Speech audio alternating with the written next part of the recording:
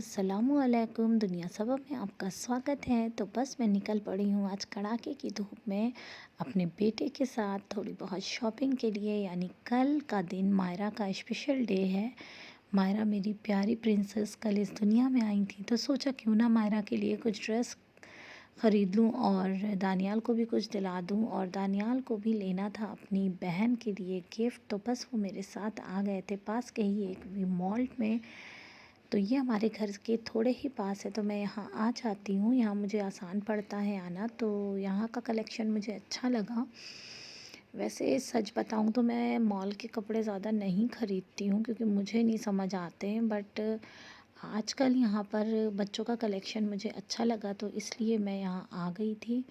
तो दानियाल तो यहाँ टी शर्ट के सेक्शन में आ गए थे, अपने कपड़ों के सेक्शन में, बस ये अपने लिए देख रहे थे। और मैं सोच रही थी कि मैं मायरा के लिए क्या लूँ, और दानियाल तो कंफ्यूज थे, इतनी सारी टी शर्ट है, मम्मा कौन सी अच्छी लग रही है। मुझे ये डेनिम की शर्टें बहुत पसंद थी, बट दानियाल को नहीं पसंद आ रही थी। वो बोल रहे थे मुझे टी शर्ट लेनी है। और मैं यहाँ पर बस उंजिला और मायरा के लिए देख रही थी कि कौन सी ड्रेस ज़्यादा अच्छी लग रही है, कौन सा टॉप अच्छा लग रहा है। और अपनी भतीजी के लिए भी मैं देख रही थी कपड़े। तो बस यहाँ पर मैं उन लोगों के लिए पसंद कर रही थी, क्योंकि बच्चों के लिए चूज़ करना एक बड़ा टारगेट मुझे लगता है। ख़ासकर चलो अपने बच्चे के लिए तो हम पसंद कर लेते हैं, बट जैसे जब अब हमारी नंद की बेटी है, हमारी भावज की बेटी है, उनका साइज़ सोच के मैं कंफ्यूज हो रही थी कि मैं कौन सा ड्रेस लूँ। बट यहाँ मुझे अच्छे लग रहे थे ये स्कर्ट टॉप। ये मायरा का साइज़ का नहीं था, बट मुझे अच्छा लग रहा था। तो बस यहाँ पर मैंने देखा, यहाँ पर मुझे एक बहुत अच्छा लगा, तो ये डेनिम की भी थी, मुझे अच्छी लगी। और ये पिंक ड्रेस तो my favourite, baby pink colour, तो ये मुझे बहुत अच्छा लग रहा था। तो बस ये मैंने उंजिला के लिए, अपनी उन्जू के लिए बाय कर लिया था। माशाल्लाह ये बहुत खूबसूरत लग रहा था, तो ये उंजिला के लिए बाय कर लिया था। अब मायरा के लिए मैं ये टॉप देख रही हूँ, बट मुझे ये ज़्यादा पसंद नहीं आ रहा है, तो मैं सोच रही हूँ मायरा के लिए मैं बाहर से ले लूँ। ये दानियाल की टी शर्ट आपको कैसी लगी? दानियाल ने ये टी शर्ट बाय करी थी, तो कमेंट सेक्शन में आप ज़रूर बताइएगा आपको ये टी शर्ट कैसी लगी।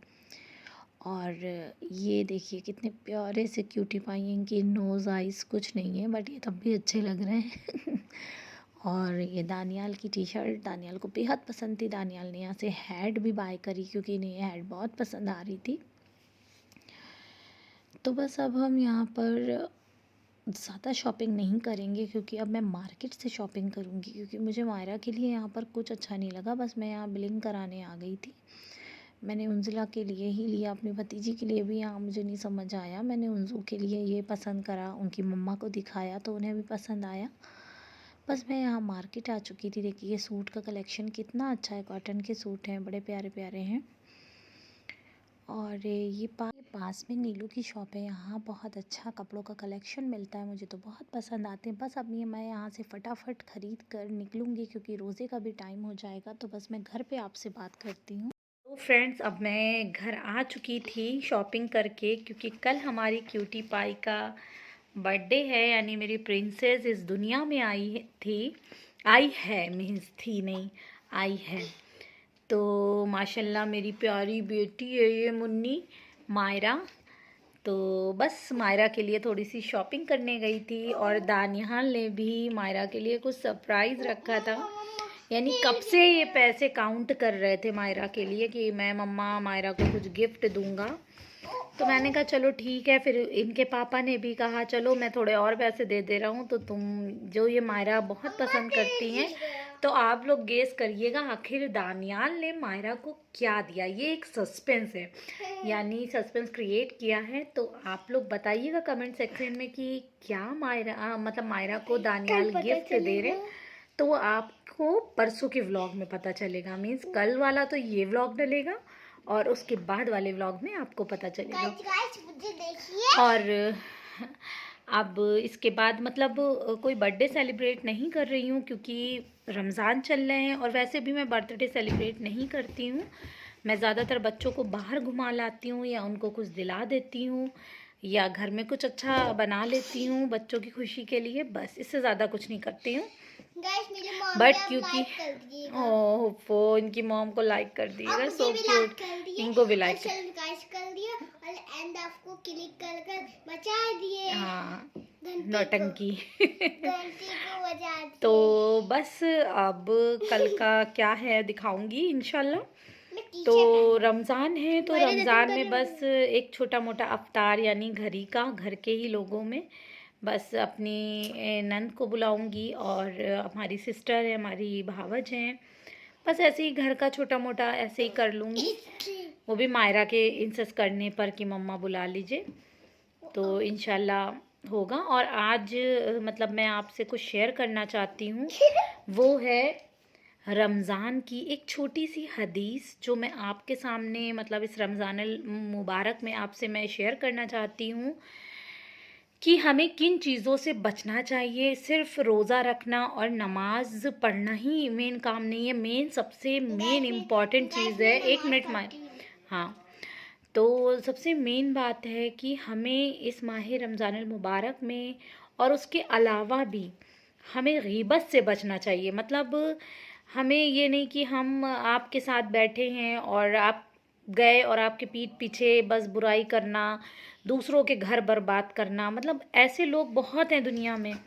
मतलब मैं इसलिए शेयर कर रही हूँ कि हर इंसान के साथ ऐसा होते हैं, 4 अच्छे दोस्त होते हैं, 4 दुश्मन होते हैं, कुछ रिश्तेदारों में भी होता है कि कुछ अच्छे हैं कुछ दुश्मन हैं आपके।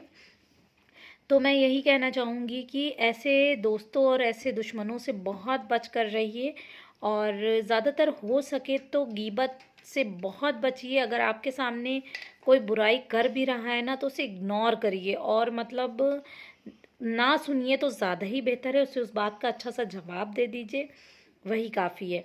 क्योंकि अक्सर लोग होते हैं वो अपना घर आबाद रखते हैं और दूसरों का घर बर्बाद करते हैं, तो ऐसे लोग सांप से भी ज़्यादा जहरीले होते हैं और गद्दार होते हैं। तो मतलब मैं इसलिए ये बात कह रही हूँ क्योंकि मैंने अक्सर देखा है ये चीज़, तो इसलिए मैं कह रही हूँ कि मतलब अल्लाह पे छोड़ दिए, ज़रूरी नहीं है कि मैं इसलिए ऐसा कह रही हूँ। मेरी एक फ्रेंड है जिसने मुझसे कुछ शेयर करा था, तो मैं उसी के लिए ये बात कहना चाहती हूँ मेन कि मतलब तुम्हें टेंशन लेने की कोई ज़रूरत नहीं है, अल्लाह पे छोड़ दो, अल्लाह बेहतर जवाब देगा इंशाल्लाह, उसका बेहतर जवाब देगा उन्हें। जो आपका बुरा चाहेंगे, अल्लाह ने चाहा उनका अल्लाह ही अपने तरीके से ऐसा कुछ करेगा कि वो खुद हैरत ज़दा रह जाएंगे, यानी खुद सोचेंगे कि या अल्लाह मैंने ऐसा कौन सा गुनाह कर दिया जिसकी आपने मुझे ये सज़ा दी है।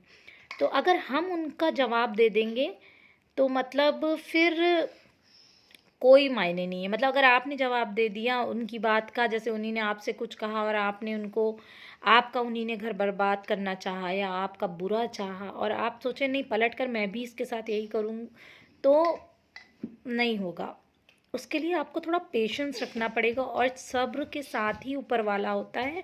ऊपर वाले को सब्र करने वाले बंदे बेहद पसंद है। और यकीन मानिए मैं खुद की अपनी बात बता रही हूँ, अगर मुझे ऐसा लगता है कि कोई मेरा बुरा चाह रहा है, या वैसे अल्लाह का शुक्र है मेरा बुरा चाहने वाले बहुत ही कम लोग होंगे, क्योंकि मैं किसी के साथ बुरा ना करती हूँ और कोशिश करती हूँ ना बुरा करूँ। तो अगर ऐसे कोई हो भी तो मतलब मैं अल्लाह पे शाकिर रहती हूँ, मैं सोचती हूँ कि अल्लाह पाक उसका बेहतर उसे जवाब देगा और अल्लाह का जो जवाब होता है ना वो दुनिया में कोई नहीं दे सकता है। तो ये आज की मेरी छोटी सी हदीस थी इस माह रमज़ान मुबारक में। तो आप सबसे मैं यही कहूँगी कि ग़ीबत से बचिए और जितना हो सके बुराइयों से बचिए, अपनी ज़िंदगी में मुब्तला रहिए, अपने बच्चों के साथ खुश रहिए अपने तब तक के लिए अल्लाह वैसे हाँ ये मायरा के सिपर इनके दादा लाए थे, तो तब तक के लिए अल्लाह हाफिज़। सब लोग कर दो बाय बाय, लाइक और शेयर घंटी बजा दिएगा। हाँ बाय बाय।